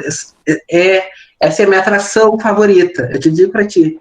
Se tu quiser que eu escute toda a tua história de vida, e quiser separar, sei lá, uma tarde, eu vou sentar e vou escutar toda. A Maria Tereza me conhece, ela sabe que eu adoro uma história, né? E eu queria acrescentar, Carlos, que assim, eu acho muito, quem não sabe, o Carlos ali, ele tem uma cultura tão linda, umas histórias tão lindas que ele nos conta lá de Portugal, e ele faz aquilo um entusiasmo que tu acaba entrando nesse meio, assim, que tu nem imagina, sabe? A forma, a gente teve agora um encontro com ele, e assim, eu fiquei impressionado com tudo que ele tinha de história, e parece que a gente tá dentro, né? A gente tá, mas parece que a gente tá dentro quando tem essa contagem, assim. Incluso vamos porque a dar são uma temas surpresa. de vida, né? É interessante, porque isso que o Léo está falando são os temas de vida, né, Léo? Então a emoção é muito importante. E o Léo, você está em ótima companhia agora, porque até eu criei, durante a pandemia, um canal no YouTube. Então eu tenho um canal que vou pedir a você para colocar lá, Ações e Emoções com Dina Frutuoso. E a estrutura eu ponho um pouquinho de conteúdo, depois eu faço uma meditação, eu faço uma micromaratona de emoções, que eu chamo, eu trabalhei a vida inteira com emoções, né, porque eu sou psicóloga clínica, e no final sempre tem algum pensamento. Então vou pedir a vocês que mandem temas também para mim, não é? É muito importante. Então, Léo, eu tenho uma sobrinha neta, a Alice, que ela fez 5 anos agora, que eu aprendi com ela a falar: olá, pessoal, eu vou contar uma história para vocês. Gente, a gente já começa a rir, porque a Alice inventa cada coisa. Então, é muito importante. E ela quer muito aprender a ler, porque o primo e o irmão, que tem 7 anos, já sabem ler tudo. Eles leem em inglês e português. Então, ela pede: conta uma história para mim, conta uma história para mim. Eu trouxe, sabe, Antônio, os livros de Portugal, e a minha sobrinha já está lendo umas histórias infantis para ela. E eu vou comprar esse livro do nosso companheiro do Muro da Casa Amarela, não é isso? Gostei da ideia. Então, é muito importante a gente respeitar o espaço de cada um. Cada um de nós tem uma história de vida, não é? Nós temos 7,8 bilhões de pessoas no mundo e cada um vê o pedaço do mundo de uma maneira. E tem uma história de vida, e tem uma genética. Quando eu digo que eu vou fazer 81 anos, eles não querem, tem gente que nega, não quer que eu diga: ora, pipocas, eu nasci em 1940, eu tenho que falar, porque é uma honra a gente conseguir fazer. Mas tem pessoas, nós temos caso de Alzheimer com 27 anos, gente, não é só para idoso. Então a gente tem que ter muita informação também, viu, seu Léo? Informação também é necessária. Informação é necessária.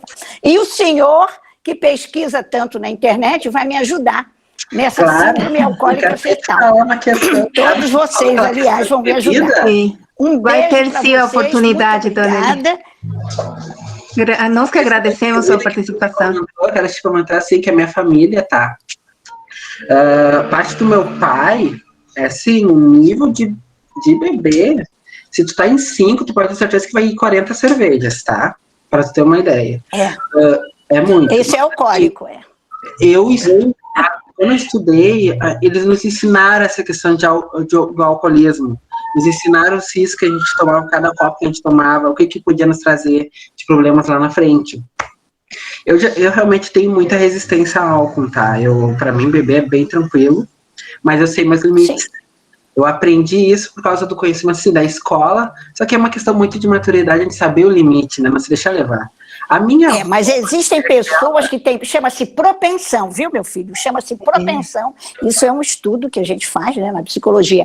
Há pessoas, eles não podem. Eu tinha uma cliente, ela bebia meio copo, eram 18 cervejas seguidas. Então, é compulsão.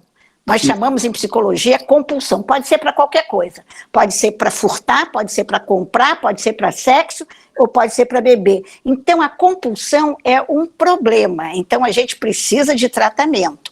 Tem pessoas que conseguem beber feito jogo. Eu me lembro agora, o nosso companheiro português, papai nos ensinou a jogar. Sabe aquele jogo? Aliás, na Universidade Federal, os meninos jogavam muito aquele jogo que os portugueses jogam de cartas. Muito interessante também.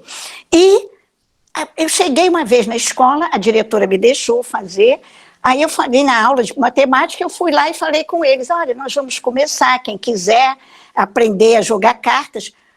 Professora, jogar cartas é vício. Eu falei, pode ser vício, mas também pode ser esperar a vez de jogar, aprender a contar e esperar, aprender naipes, aprender... Quantas pessoas idosas tiveram proibição dos pais e hoje em dia é uma coisa ruim. Eles não têm aquele treinamento e acham que jogar cartas é ruim. E jogar cartas é muito bom. Eu aprendi com meu pai português a jogar cartas, a dançar e a beber vinho. Vamos deixar falar um pouquinho ao Carlos. Leo. Leo? O pessoal lá pegou e a gente conseguiu mover todo o colégio, terceiro ano do ensino médio, mover a diretora a permitir jogar tudo na escola. Então todo mundo jogava. Tá? Leo. Oi. Vamos deixar um pouquinho falar ao Carlos, o Antônio, para finalizar. Estamos já quase fechando o nosso tempo. Aí gostaria que cada um dê um pouco o seu depoimento, alguma coisa que queira deixar como mensagem. E se alguém mais quiser participar da plateia, porque o tempo é ouro, né? E como a gente sempre diz, é a primeira vez de muitas. Vão ter oportunidade de conhecer mais histórias. E gostaria, Carlos, que um pouquinho nos contestes o que a dona Dina te provocou, e Antônio depois fecha também sua fala, a Ju, a Denise, para ir fechando já a nossa roda. Carlos? Olá, outra vez. Gostei muito da criança curiosa, Juliana, e achei interessantíssima a história da Denise. O livro dela deve ser muito, muito interessante, eu vou tentar procurar. O António também, com o seu Muro da Casa Amarela, até me fez lembrar os meus tempos de criança, quando nós nos sentávamos no muro também e contávamos histórias, e claro, muitas de futebol. A Renata, que já abandonou a reunião, uma escritora com 21 anos, já com poesia publicada, e também o Jaime, na Bolívia, que nos fez relembrar um clássico dos Beatles, o Something. Mas realmente a pessoa que me marcou mais hoje foi a doutora Dina, com 81 anos, que é uma inspiração para todos nós. Psicóloga, professora universitária, visitante de Lisboa todos os anos, pois infelizmente, como disse, não pôde vir cá no ano passado. Esperamos que este ano já possa. Eu já mandei o meu contacto no Instagram e pronto, e cá estarei à sua espera. Porque eu profissionalmente, a minha grande atividade profissional é ser guia turístico.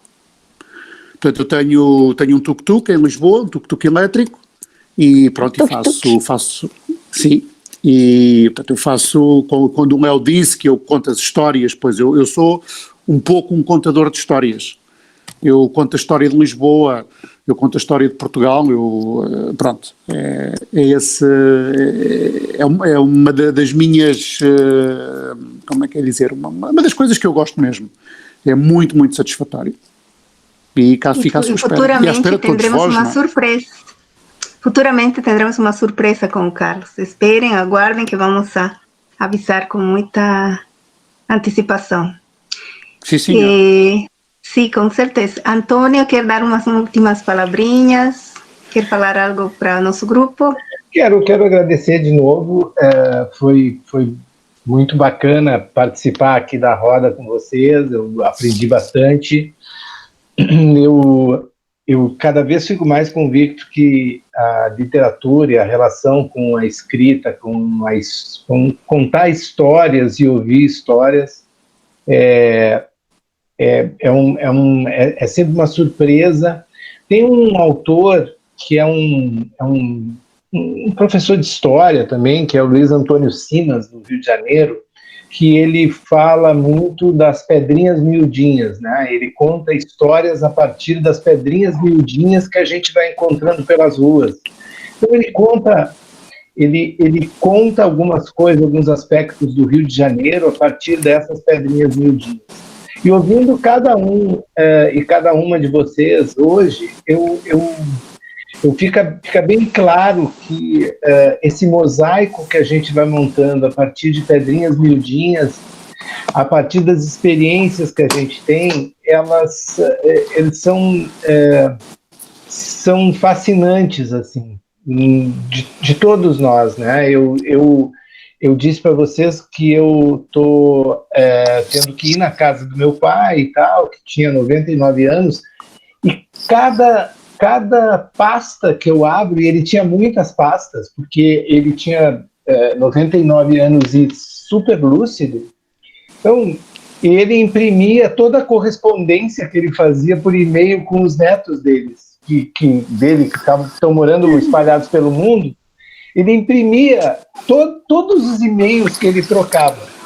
E hoje a gente está descobrindo, nesses e-mails, intimidades dele com os netos que ele não tinha nem com os filhos, assim, de conversas e tal, quer dizer, ele daqui a pouco conversava com uma sobrinha minha, que hoje é correspondente da Globo News em Nova York, que é a Carolina Cimente, muitos devem assistir ela na TV. Ela contava sobre os namoros dela, e ele dava palpite sobre os namorados dela há 15, 20 anos atrás.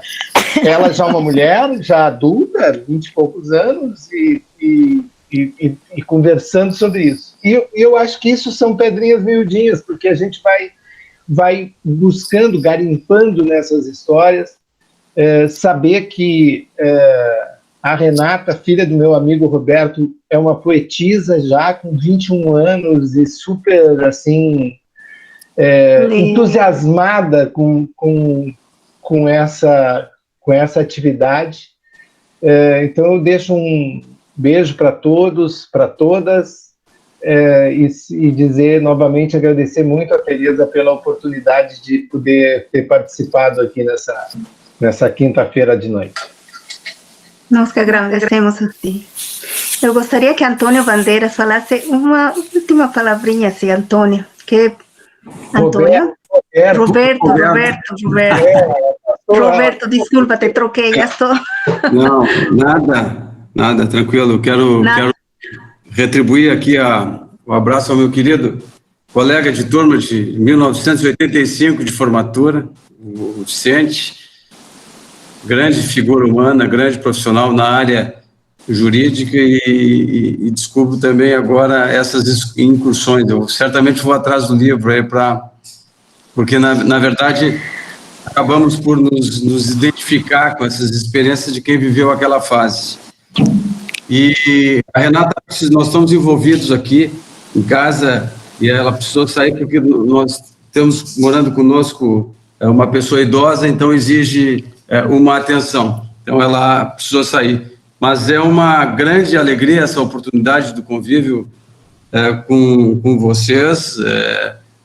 Nós, especialmente,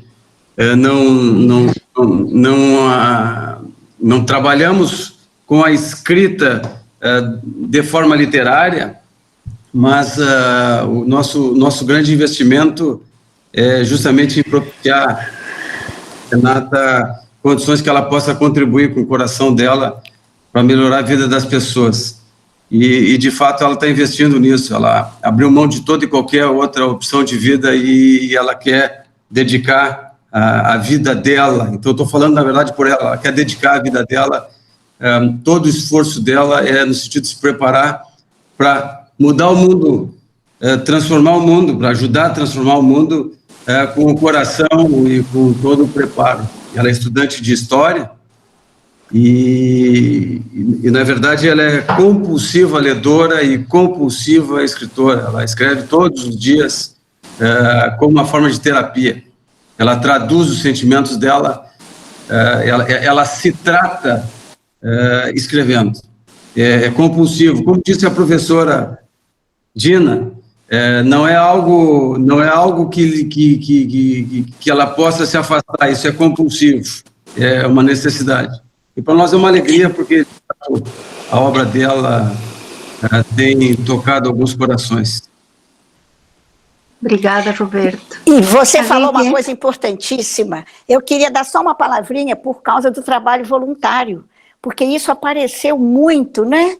A Denise, sim, a professora também, todos vocês falaram de certa forma que há essa vontade desse trabalho voluntário, porque, por exemplo, toda essa coisa que nós fazemos é um trabalho para a comunidade, é um trabalho voluntário, não é? Porque na literatura, desse tipo de literatura que a gente faz, a gente não ganha dinheiro, a gente faz para a contribuição para a sociedade e também a alfabetização das crianças. Nós temos 15 milhões aproximadamente de pessoas analfabetas no Brasil. Nós só precisamos, se cada um de nós alfabetizasse 3 pessoas, como o companheiro falou aí, que eles conseguiram, né, alfabetizar 2 pessoas lá do condomínio, se cada um de nós só precisávamos de 5 milhões de brasileiros. Então essa é uma campanha que a gente está fazendo, é um trabalho insano, porque realmente é muito importante. As crianças nas nossas escolas públicas, elas estão bastante deixadas de lado pelos pais, nessas nossas comunidades que nós temos no Rio, que todo mundo conhece. Então é muito importante o trabalho voluntário, essa dedicação de ser o elo, como vocês estão falando aí, da parte emocional. Muito obrigada, é muito importante. Eu saio daqui comovida, Maria Tereza, muito obrigada. Só fazer um registro aqui, ó. Faço um registro por justiça. Quero agradecer especialmente a minha queridíssima amiga Maria Tereza, que também é amiga da minha esposa, e chegou na amizade depois do trabalho que a gente realiza, mas eu quero dizer o seguinte, quero fazer um registro de que essa mulher é um gigante, a Maria Tereza é um gigante, no sentido de humanidade, o trabalho que ela faz de acalentar corações, de orientar, trabalho de pedagogia, o trabalho de amor. Eu sou testemunha disso, e certamente o Vicente também, porque pelo que eu vi, ele participa das ações lá da comunidade em que a Maria Tereza está inserida. A forma amorosa como ela acolhe toda a comunidade, de fato, faz a gente acreditar no mundo melhor. Esse mundo já existe e essa experiência, ela faz parte ativa dentro da comunidade cristã onde ela trabalha, em companhia de um fraterno e grande personagem, um grande amigo, que é o Padre Seron, figura ímpar, que, na verdade, eles estão lá amando e distribuindo os instrumentos. Então, é uma honra estar contigo aqui, Tereza. Eu que agradeço a vocês. Eu, quando vim aqui, imaginava que minha vida ia ser distinta, mas, com certeza, agora meu coração é metade da Bolívia e a outra metade do Brasil. E faço com muito amor. Bem-vindo. Faço com muito amor. Sim. E para fechar, bom, não sei, Denise quer falar alguma coisa? E Jaime, fechamos com uma música? Pode ser? Assim, eu só queria dar uma palavrinha e ver se dá um problema com essa questão da edição do livro, né? Então, eu vou agora recomeçar o trabalho de procurar um editor.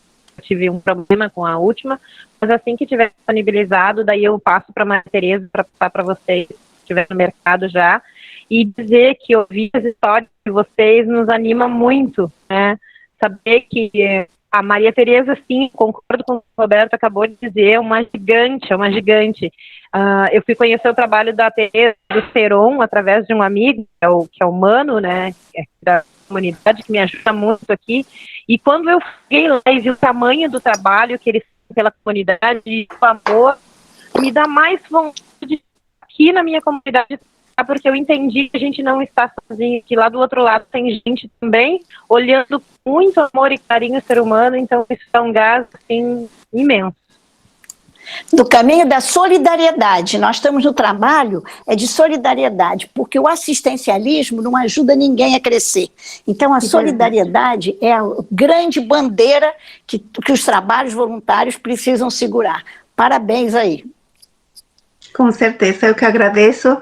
Vamos fechar a nossa roda com a última música e esperamos que a próxima Roda Viva continue, né? Que tenhamos mais rodas literárias, poéticas, musicais, com pessoas tão especiais como cada um de vocês, que sempre estão prestigiando este momento, nos estão colaborando, e é uma experiência que a gente está fazendo.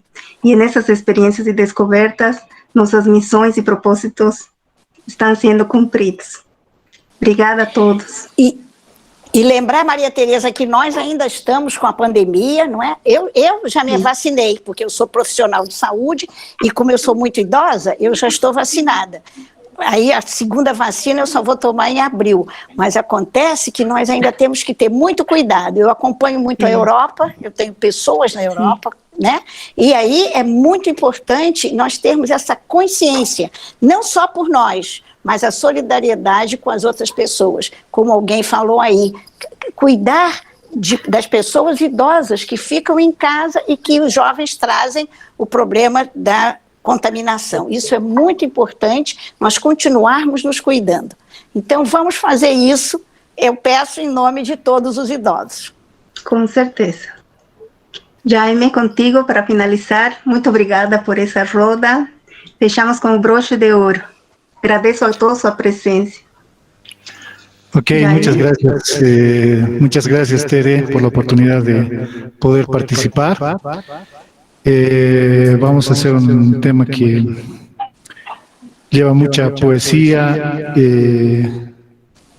Seguramente ustedes van a poder captar la intención del autor. Solo se trata de vivir.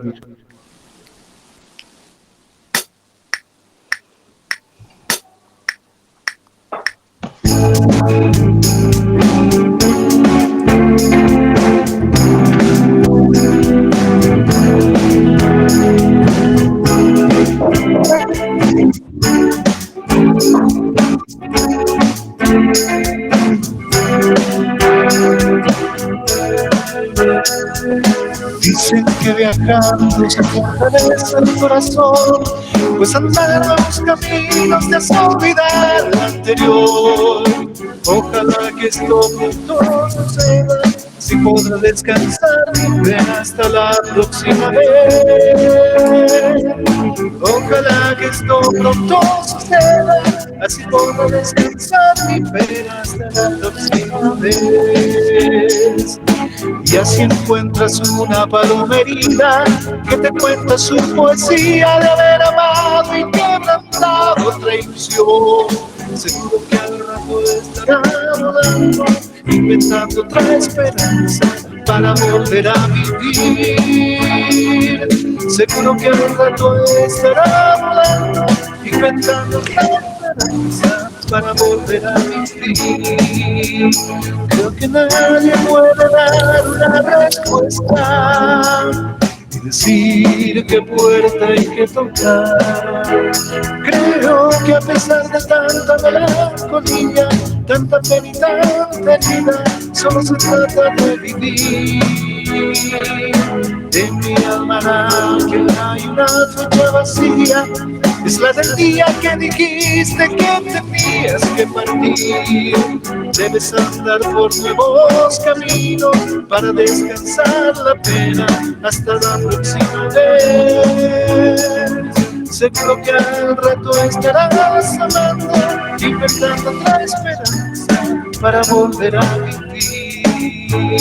Creo que nadie puede dar una respuesta, decir qué puerta hay que tocar.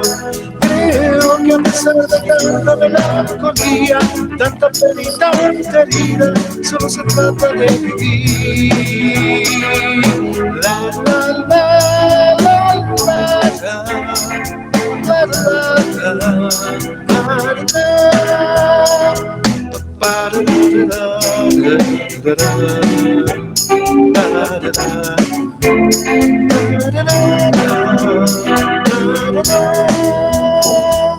Dicen que viajando se fortalece el corazón, pues andar nuevos caminos te hace olvidar lo anterior.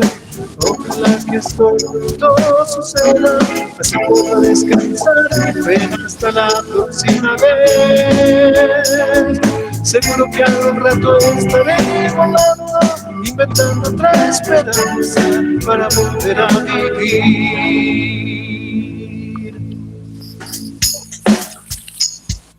Muito obrigada.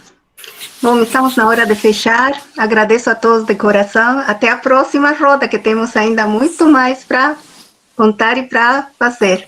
Muito obrigada pela presença. Um beijo a todos. Obrigada, foi um grande prazer. Muito obrigada. Um beijo. Obrigada. Obrigada por essa roda magnífica. Beijo. A todos. Obrigada. Beijo para todos. Muito prazer em conhecer vocês. Igualmente. Com certeza. Teremos